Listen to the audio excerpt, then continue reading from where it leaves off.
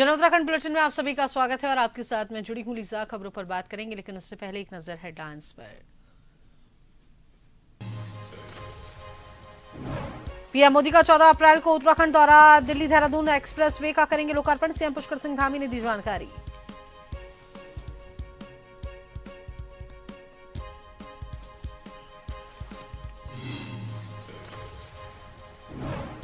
देहरादून में Doon book festival का उद्घाटन। सीएम धामी बोले, एआई के दौर में भी किताबें अनमोल, पढ़ने की आदत पर दिया जोर।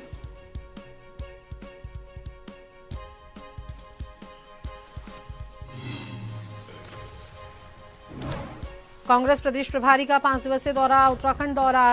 रुद्रपुर, हल्द्वानी, हरिद्वार, मसूरी का करेंगे दौरा। कार्यकर्ताओं और वरिष्ठ नेताओं से करेंगे मुलाकात।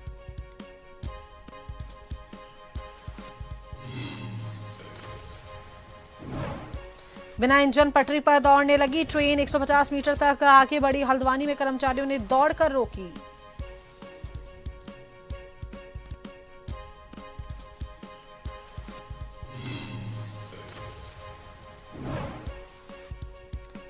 उत्तराखंड के 5 जिलों में बारिश। केदारनाथ में स्नोफॉल, घुटनों तक जमी बर्फ। 7 जिलों में ऑरेंज और 6 में येलो अलर्ट जारी।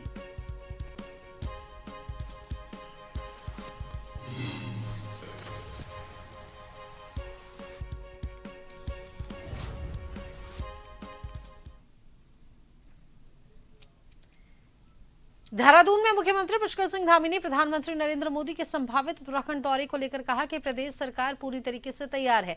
अप्रैल माह में प्रस्तावित इस कार्यक्रम के दौरान विकास से जुड़ी कई महत्वपूर्ण परियोजनाएं जनता को समर्पित की जा सकती हैं। मुख्यमंत्री ने कहा कि प्रधानमंत्री का उत्तराखंड से विशेष लगाव रहा है और उनके हर दौरे से प्रदेश को नई सौगातें मिली हैं।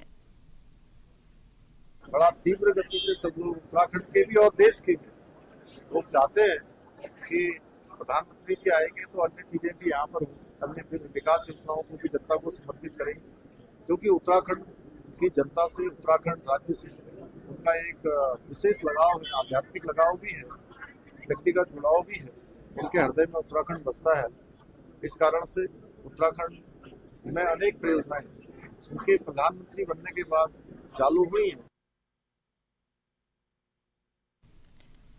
शिक्षा मंत्रालय भारत सरकार द्वारा देहरादून में आयोजित दून पुस्तक महोत्सव का मुख्यमंत्री पुष्कर सिंह धामी ने भव्य शुभारंभ किया है। 12 अप्रैल तक चलने वाले इस महोत्सव में सीएम ने साहित्य प्रेमियों और बच्चों से मुलाकात कर उन्हें पुस्तकें भेंट की हैं। मुख्यमंत्री ने इस आयोजन के लिए प्रधानमंत्री नरेंद्र मोदी और शिक्षा मंत्री का आभार व्यक्त किया है। सीएम धामी ने कहा कि आज के एआई के दौर में भी पुस्तकों के प्रति नई पीढ़ी की रुचि बनाए रखना बेहद जरूरी है और ये महोत्सव भाषा और साहित्य के क्षेत्र में काम करने वालों के लिए एक सुनहरा अवसर है, जिससे भावी पीढ़ी को ज्ञान के करीब लाया जा सकेगा।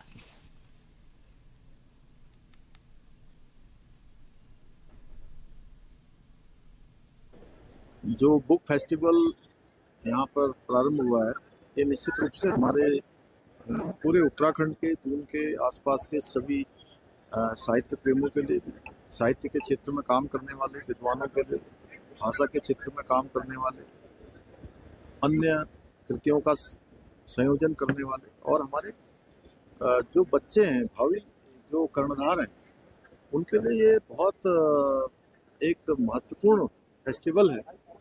और मैं सभी से आग्रह करूँगा कि सभी अच्छे इंस्टीट्यूशन वालों से भी, जो इंस्टीट्यूशन चलते हैं, स्कूल चलते हैं, विद्यालय चलते हैं, और जो अभिभावकगण हैं, अपने बच्चों को जरूर इस फेस्टिवल में लेकर आए, जिनसे उनको कई लाखों पुस्तकों का ये मेला है, उनको बहुत कुछ देखने को मिलेगा, सीखने को मिलेगा। और जब एआई का ज़माना है, आज डिजिटल युग है, ऐसे युग में भी हमारे बच्चों को, हमको, सबको पुस्तकें पढ़ने का भी जो है एक आदत होनी चाहिए। राजधानी देहरादून के परेड ग्राउंड में आज दून बुक फेस्टिवल का आयोजन किया गया। दून बुक फेस्टिवल आज यहां पर आयोजित किया गया, जहां पर कार्यक्रम का उद्घाटन सूबे के मुख्यमंत्री पुष्कर सिंह धामी के द्वारा किया गया और इस अवसर पर आयुर्वेद केंद्र पतंजलि योगपीठ के अध्यक्ष आचार्य बालकृष्ण, क्षेत्र विधायक खजानदास, महापौर सौरभ थपलियाल, जाने माने लेखक और अन्य कई बड़े विचारक इसमें उपस्थित रहे। इस मौके पर आयुर्वेद आचार्य बालकृष्ण ने कहा कि पुस्तक मेले का आगाज ज्ञान और संस्कृति संस्कृति के संगम से युवाओं को नई दिशा की ओर बढ़ने की प्रेरणा देगा।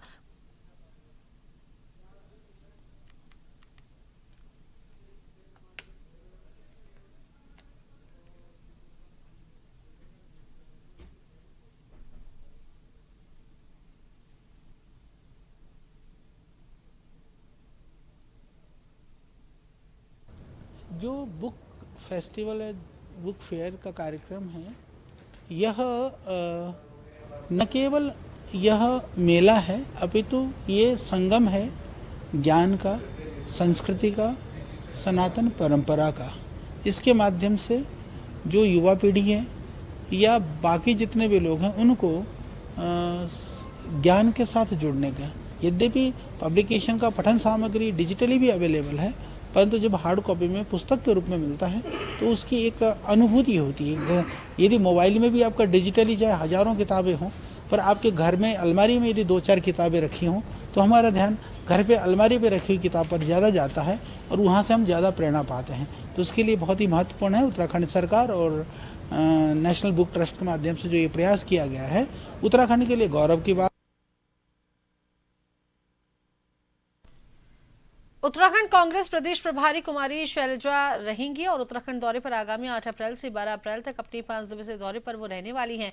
कुमारी शैलजा 8 अप्रैल को 8 बजे नई दिल्ली से रुद्रपुर पहुंचेंगी। जनपद उधम सिंह नगर रुद्रपुर में वरिष्ठ नेताओं और कार्यकर्ताओं के साथ वो बैठक करेंगी और कुमारी शैलजा का हल्द्वानी में रात्रि विश्राम रहने वाला है। 9 अप्रैल को स्वराज आश्रम हल्द्वानी नैनीताल के विधानसभा क्षेत्र के कार्यकर्ताओं के साथ वो बैठक भी लेने वाली हैं। तो वहीं कोटद्वार में पार्टी के वरिष्ठ नेताओं एवं जिला व महानगर के पदाधिकारियों के साथ मुलाकात करेंगी। कोटद्वार में रात्रि विश्राम करेंगी। 10 अप्रैल को जिला एवं महानगर कांग्रेस कमेटी कोटद्वार के कार्यकर्ताओं के साथ बैठक करेंगी। जयराम आश्रम हरिद्वार में हरिद्वार महानगर, हरिद्वार ग्रामीण, रुड़की महानगर, रुड़की ग्रामीण के कांग्रेस के कार्यकर्ताओं के साथ बैठक लेंगी। शाम को हरिद्वार में गंगा आरती में वो प्रतिभाग करने वाली हैं। तो वहीं देहरादून में रात्रि विश्राम वो करेंगी। 11 अप्रैल को देहरादून से मसूरी के लिए प्रस्थान करेंगी। तो वहीं मसूरी में नगर कांग्रेस कमेटी मसूरी द्वारा आयोजित कार्यक्रम में वो प्रतिभाग करने वाली हैं। देहरादून महानगर कांग्रेस पर परवादून एवं पुछवादून जिला कांग्रेस के कार्यकर्ताओं के साथ बैठक करेंगी। प्रदेश कांग्रेस कमेटी कार्यालय राजीव भवन में युवा कांग्रेस, महिला कांग्रेस, अल्पसंख्यक विभाग, अनुसूचित जाति विभाग, पूर्व सैनिक विभाग के पदाधिकारियों के साथ वो बैठक करेंगी। तो वहीं रात्रि विश्राम देहरादून में उनका रहेगा। दिनांक 12 तारीख को वो देहरादून भारतीय राष्ट्रीय छात्र संगठन NSUI द्वारा आयोजित जय भीम जय हिंद कार्यक्रम में प्रतिभाग करेंगे और 3 बजे से 3:30 बजे के बीच में देहरादून से नई दिल्ली के लिए वो रवाना होंगी।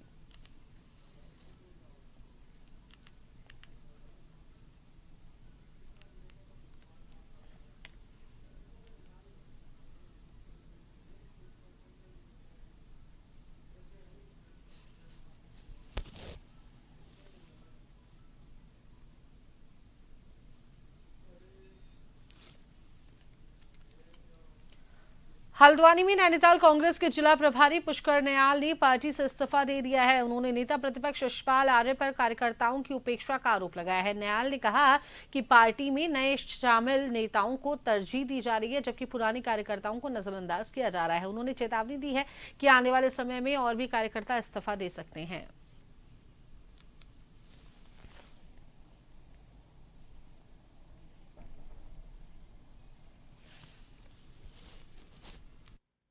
मैं बता चुका हूँ कि नेता प्रतिपक्ष जी एक ऐसे व्यक्ति को लेके आए, राखन नेगी को लेके आए, और हम लोगों को जो कार्यकर्ता जो भीमताल से इतने 10 साल से मेहनत कर रहे हैं उन लोगों की बिल्कुल उपेक्षा कर दी गई है।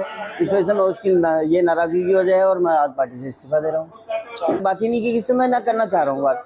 तो क्या लग रहा है, शायद लगभग नगर पालिका में अध्यक्ष हाजी मोहम्मद अकरम और सभासदों के बीच चल रहे विवाद के कारण वित्तीय वर्ष समाप्त होने के बावजूद बजट बैठक नहीं हो सकी है। नियमों के अनुसार ये बैठक 31 मार्च तक होनी चाहिए थी। कांग्रेस नेता भुवन पांडे ने इसे आजादी के बाद दूसरी बार ऐसी स्थिति बताया कि इससे पहले 1983 में भी विवाद के चलते बैठक नहीं हो पाई थी। उन्होंने बिना टेंडर कार्य और अनियमितताओं के आरोप भी लगाए हैं। दिशा से अधिकारी आलोक उनियाल ने विवाद स्वीकार करते हुए चेयरमैन के शहर से बाहर होने को बैठक टलने का कारण बताया। तो वहीं 8 अप्रैल को बैठक प्रस्तावित है, जिस पर सभी की नजरें टिकी हुई हैं।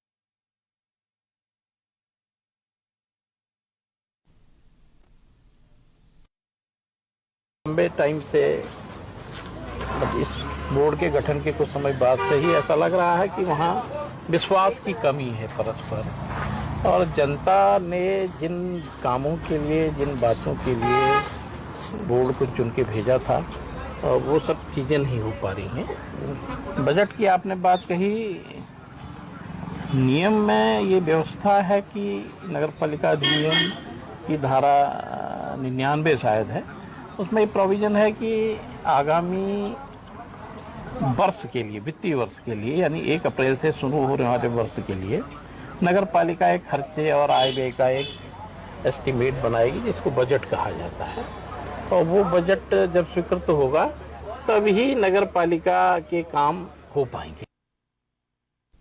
तो चले इसी बीच वक्त तो चला है एक छोटे से ब्रेक का।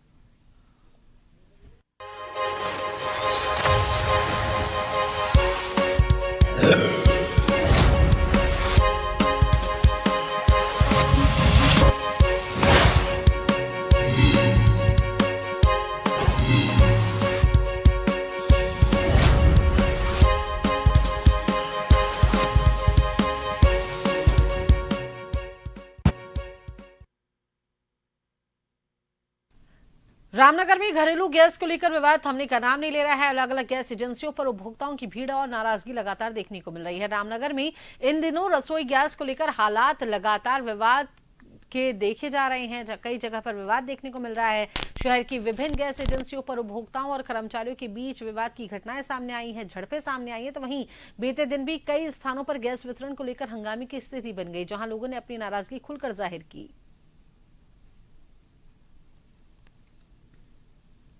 नहीं मिली सर हमें, और क्या नंबर लगाते लगाते चक्कर लगाते लगाते मैं उधार ले लेकर पैसे लेकर किराए पे आ रही हूँ। मैं कहाँ से दूंगी कर्जा, और मैं आते आते चूल्हे पे लकड़ी कहाँ से लाऊं जलाने के लिए? हैं 70 साल की उम्र में भागती रहूंगी इनके पीछे। कह रहे हैं घर पहुँचा देंगे, तुम्हारे सिलेंडर गैस घर पहुँचा देंगे। घर भी नहीं आ रही है, घर आता है दूसरों को लेकर आ जाता है। लालकुआ रेलवे स्टेशन के पिट लाइन में मरम्मत कार्य के दौरान रेल डिब्बा अचानक 150 मीटर इंजन के चलने के बाद पटरी से उतर गया, जिससे बड़ी घटना से होने से बच गई। कुमाऊं का सबसे व्यस्त लालकुआ रेलवे स्टेशन की पिट लाइन में मरम्मत का कार्य के दौरान अचानक जब एक गाड़ी के पीछे लगने वाला जनरेटर एंड गार्ड डिब्बा अचानक अपनी जगह से करीब 150 मीटर ढलान में रनिंग रूम की ओर बिना इंजन के अपने आप चल पड़ा। इस घटना से मौके पर रेल कर्मियों में अफरा तफरी का माहौल बन गया। रेल कर्मी इस डिब्बे के पीछे दौड़े, गुटका लगाने का भी प्रयास किया, परंतु वह कोच नहीं रुक सका, जिससे रनिंग रूम के पास लगभग 150 मीटर की दूरी पर जाकर रेल डब्बा पटरी से उतर गया। और इस दौरान कुछ देर के लिए रेलवे परिसर में हड़कंप का माहौल देखने को मिला।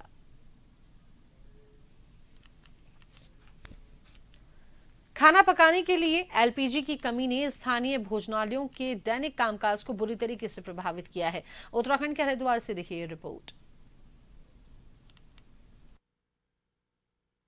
उत्तराखंड के हरिद्वार में खाना पकाने के लिए एलपीजी की कमी ने स्थानीय भोजनालयों के दैनिक कामकाज को बुरी तरह प्रभावित किया है। कई भोजनालयों को अपना कारोबार जारी रखने के लिए बदलाव करने पर मजबूर होना पड़ा है। कुछ लोगों ने पारंपरिक कोयले से चलने वाले चूल्हों का इस्तेमाल करना शुरू कर दिया है, तो कुछ ईंधन के तौर पर डीजल का उपयोग कर रही हैं। जैसे तैसे इनका काम तो चल रहा है, लेकिन इसमें भी कई चुनौतियां सामने आ रही हैं। गैस के कारण तो बहुत काफ़ी परेशानी उठानी पड़ रही है, क्योंकि जब गैस नहीं आ रही, भट्टी चलानी पड़ रही है। भट्टी में धुआं उठता है तो यात्री भी नाराज होते हैं, आसपास के दुकानदार भी नाराज होते हैं धुएं के कारण। अंदर चलाओ तो भट्टी, यात्री अंदर नहीं जाते, तो डीजल की भट्टी चलाते हैं तो उससे भी थोड़ा डरता, यात्री के बच्चे हैं, डर लगता है कुछ परेशानी ना हो जा, पाइप की नली लीक ना हो जा, तो इसकी वजह से कोयला तंदूर ये चलाना पड़ रहा है। ये भी टाइम पे नहीं मिल रहा। कुछ ढाबा मालिकों का कहना है कि व्यावसायिक एलपीजी की कमी ने उनके व्यवसाय पर काफी असर डाला है। लागत बढ़ने की वजह से चीजें महंगी हुई हैं, जिससे ग्राहकों की संख्या में गिरावट भी आ रही है।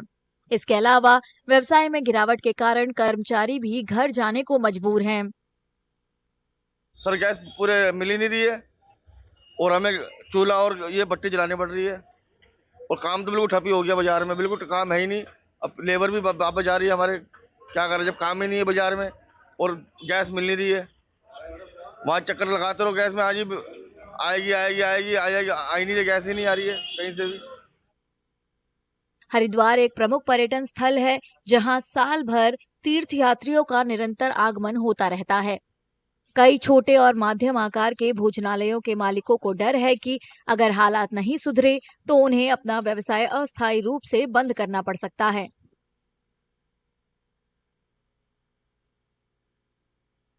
उत्तराखंड के रुद्रप्रयाग की केदारनाथ घाटी और पिथौरागढ़ की ब्यास और दारमा घाटी में सुबह बर्फबारी हुई, जिसके कारण उच्च हिमालयी चोटियां बर्फ से ढकी हुई नजर आ रही हैं। बर्फ गिरने के कारण मैदानी जिलों के तापमान में भी हल्की गिरावट दर्ज की गई है। वहीं 5 जिलों जिसमें उत्तरकाशी, टिहरी, नैनीताल, अल्मोड़ा और पिथौरागढ़ में बारिश हुई और इसके अलावा चंपावत, पौड़ी, बागेश्वर, उधम सिंह नगर और देहरादून में बादल दिखे और दोपहर तक मौसम बदला हुआ नजर आया। मौसम विज्ञान केंद्र देहरादून ने आज के लिए 7 जिलों में ऑरेंज और 6 जिलों में येलो अलर्ट जारी किया है। ऑरेंज अलर्ट वाले जिलों में ओलावृष्टि, आकाशीय बिजली और 40 से 50 किलोमीटर प्रति घंटे की रफ्तार से तेज हवाएं चलने की चेतावनी दी गई है।